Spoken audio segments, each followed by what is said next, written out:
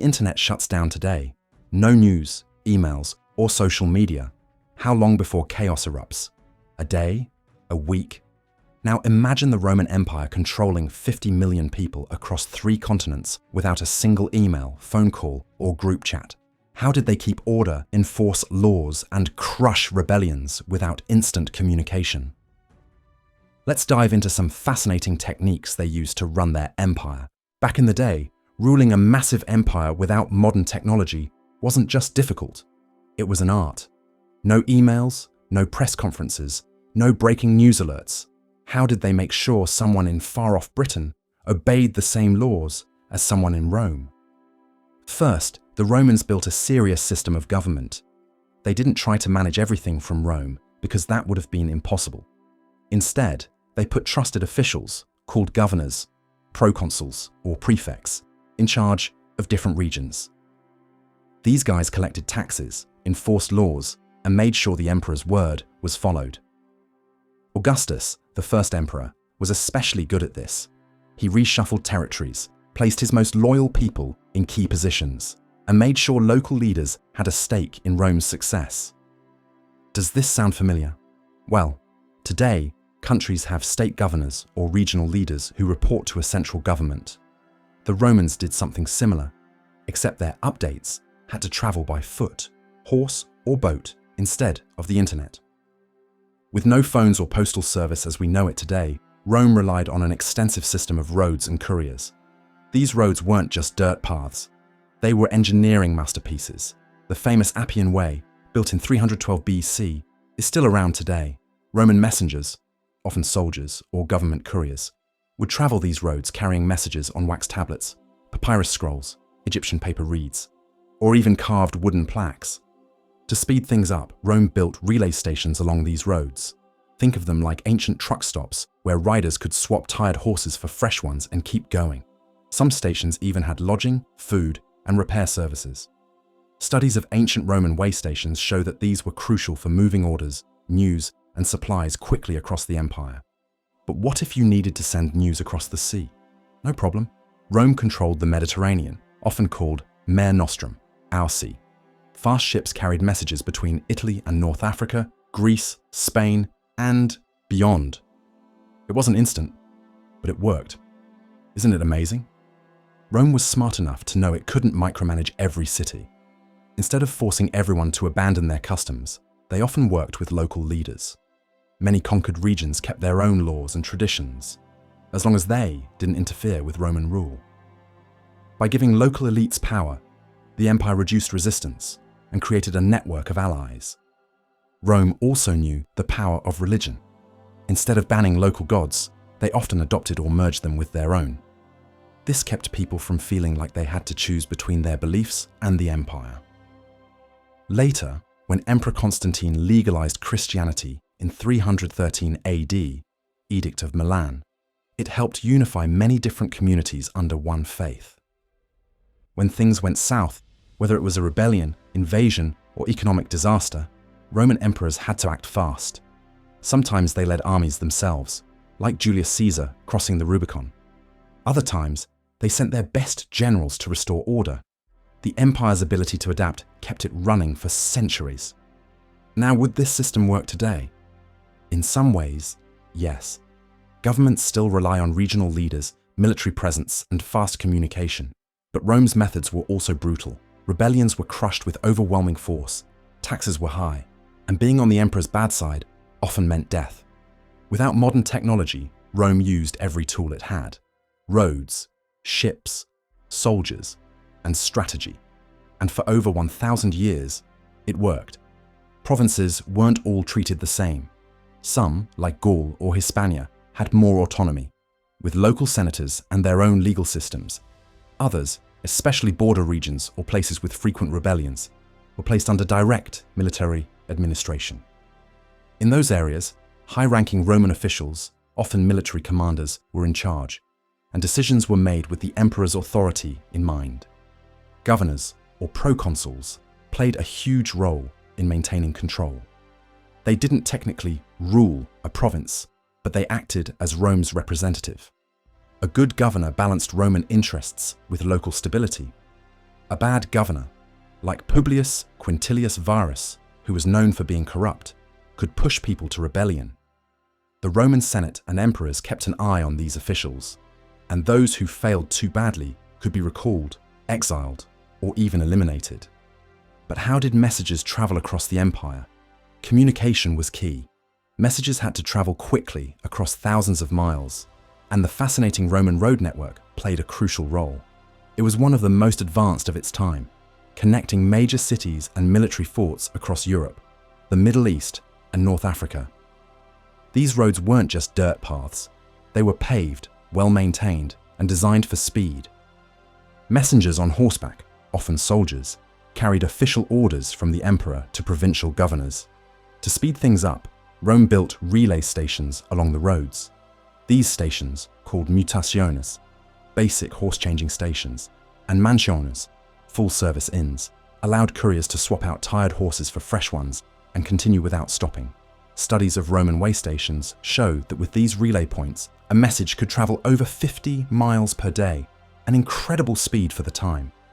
But land wasn't the only way to move information. The Mediterranean acted like a highway for communication and trade. Ships carried official orders, goods, and military reinforcements between Italy and the eastern provinces.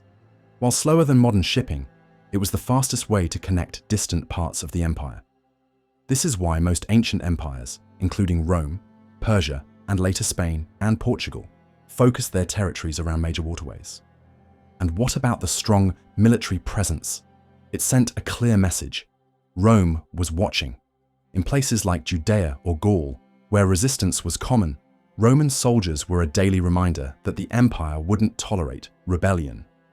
Today, governments still use military and police forces to maintain stability, just as Rome did, though with far more advanced technology. Romans knew that ruling through force alone wouldn't work in the long run. Instead, they built alliances with local elites. Many conquered lands had kings, chiefs, or noble families who held power before Rome arrived. Instead of removing them, Rome often kept them in place, turning them into allies. This approach made ruling easier.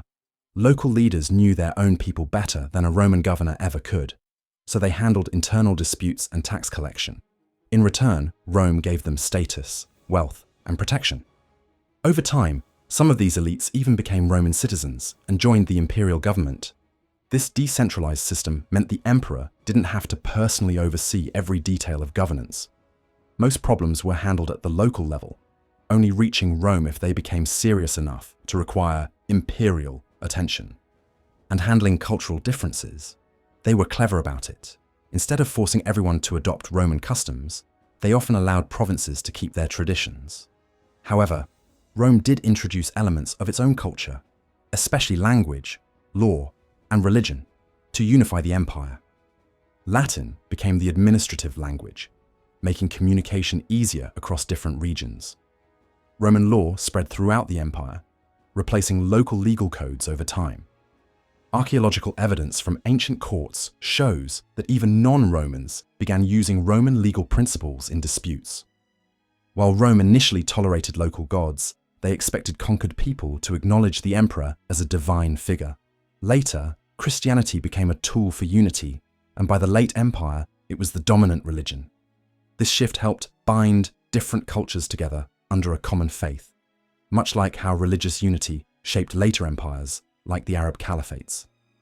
Despite Rome's well-organized system, problems still arose. So what happened when things went wrong? Rebellions, invasions, and economic troubles constantly threatened stability. When disaster struck, emperors had to act fast.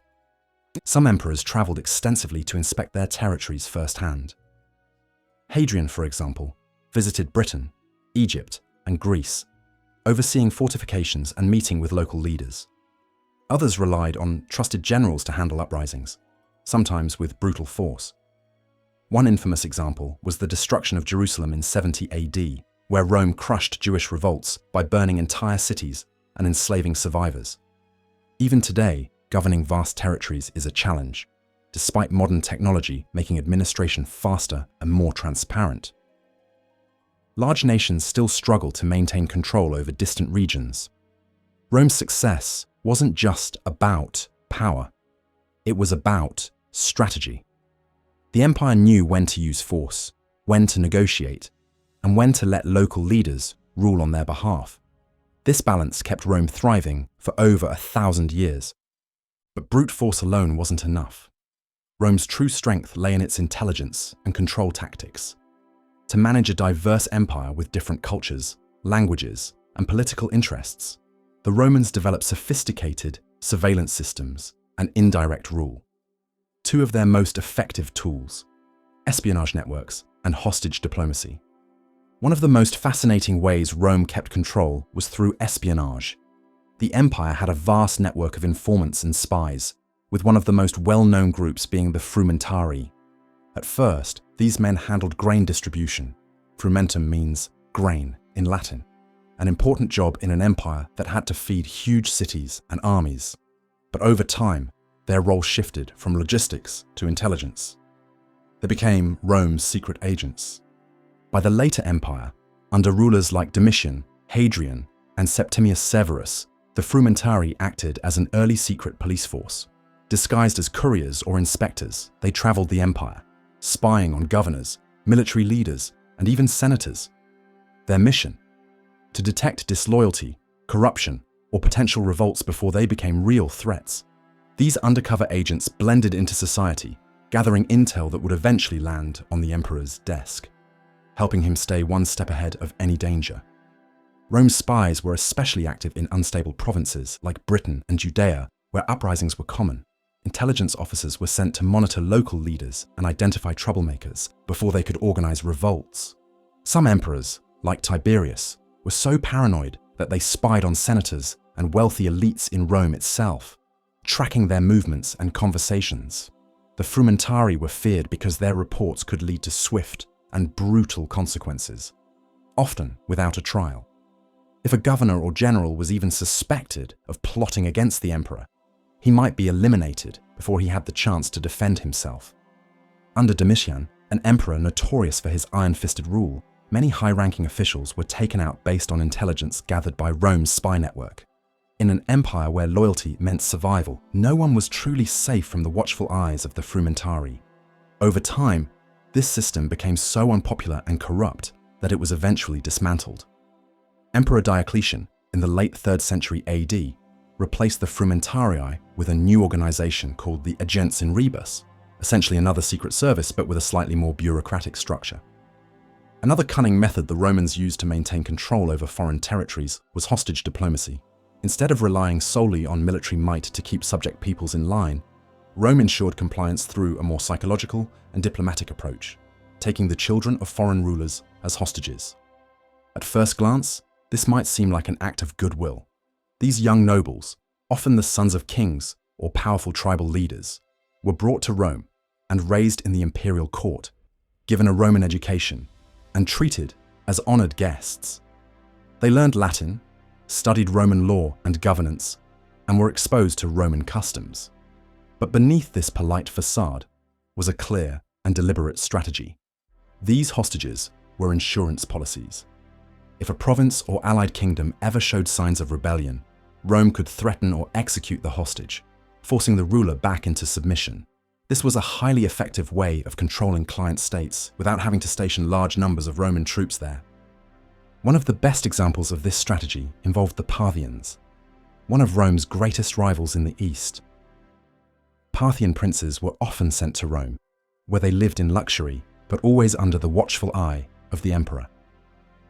If their families, back home, betrayed Rome or refused to cooperate, they knew their sons might never return. The Germanic tribes, who often fought with Rome along the northern borders, were also part of this system. One famous example is Arminius, the leader who later tricked and ambushed the Romans at the Battle of the Teutoburg Forest in 9 AD. Arminius was actually raised as a Roman hostage. He was given Roman citizenship, trained in their military tactics, and even served in the Roman army. But instead of staying loyal, he turned against Rome, using everything he'd learned to plan one of the worst defeats in Roman history. The Dacians, from modern-day Romania, and the Gauls were also part of this system. Many young nobles taken as hostages later became pro-Roman rulers, helping to spread Roman culture in their homelands. The goal was simple: raise future leaders in Rome so they would grow up loyal to the empire and rule as Roman allies. But hostage-taking wasn't just about preventing rebellions. It was also a way to influence other cultures. By exposing these young nobles to Roman life, Rome hoped they would return home and promote Roman laws, customs, and traditions. Sometimes this plan worked, but as with Arminius, it could also backfire. Both espionage and hostage diplomacy show that Rome wasn't just about brute force, it was about playing the long game.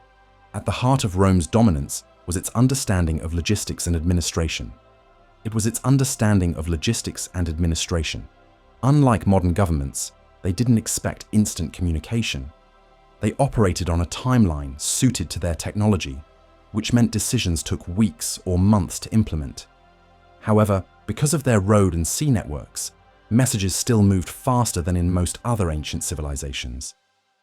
This allowed governors to manage their provinces with relative autonomy, stepping in only when absolutely necessary. Comparing Rome to later empires, such as the British Empire, shows many similarities. The Victorians used railroads and telegraphs, but before that, they relied on ships and well-organized bureaucracies, just like Rome. The Spanish and Portuguese also maintained control through local governance and naval dominance, keeping their colonies connected through sea routes. And guess what? Rome's rule wasn't based on enlightenment or fairness. It was built on efficiency, organization, and fear. They bribed officials and soldiers to secure loyalty, but when that wasn't enough, they ruled with an iron fist. Dissent was crushed mercilessly, and rebellions were met with overwhelming military force. Their strategy was similar to how authoritarian regimes operate today: control the economy, maintain a strong military, and eliminate opposition before it gains traction. Rome wasn't really as peaceful as some history books might suggest. It was a powerful empire that ruled with a mix of military strength, strict laws, and smart political moves. The Pax Romana, which means Roman peace, was a time when Rome was more stable than ever. It lasted from 27 BCE to 180 CE, and while it didn't mean there was no fighting at all, life inside the empire was much calmer compared to the bloody civil wars that came before. The government was more organized, and strong emperors like Augustus kept things under control. But was it really peaceful for everyone? Not exactly.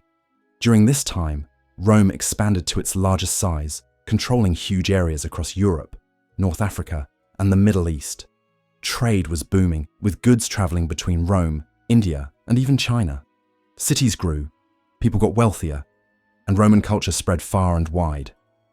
But just because the cities were thriving didn't mean there weren't problems. Rome still had to deal with fights along its borders, especially against Germanic tribes in the north and the Parthians in the east. Soldiers were constantly sent to defend these areas, so the empire was never completely free of conflict. For Roman citizens living in the heart of the empire, life was generally good. Roads were built, crime was lower, and people could focus on business, art, and entertainment. But not everyone got to enjoy this peace. People in the frontier regions, where battles still happened, lived in much rougher conditions. And for the millions of enslaved people, life was anything but peaceful. While the Pax Romana brought stability and growth, it wasn't a golden age for everyone. Rome's strength came at a cost. As the empire expanded, governing such a vast territory became increasingly difficult. The legions that once conquered new lands were later pulled back to defend Rome itself, leaving many provinces vulnerable. Without a strong military presence, local rulers fought among themselves or allied with outside invaders. Eventually, as the systems that held the empire together began to fail, the entire structure collapsed, leaving behind ruins that still captivate us today. Yet, despite its fall, Rome's influence never truly disappeared. Its methods of governance continue to shape the modern world in ways we still see today. So, what if Rome had access to the internet? Would it have lasted even longer, or collapsed even faster? And if modern governments lost all digital communication today, could they survive like the Romans did?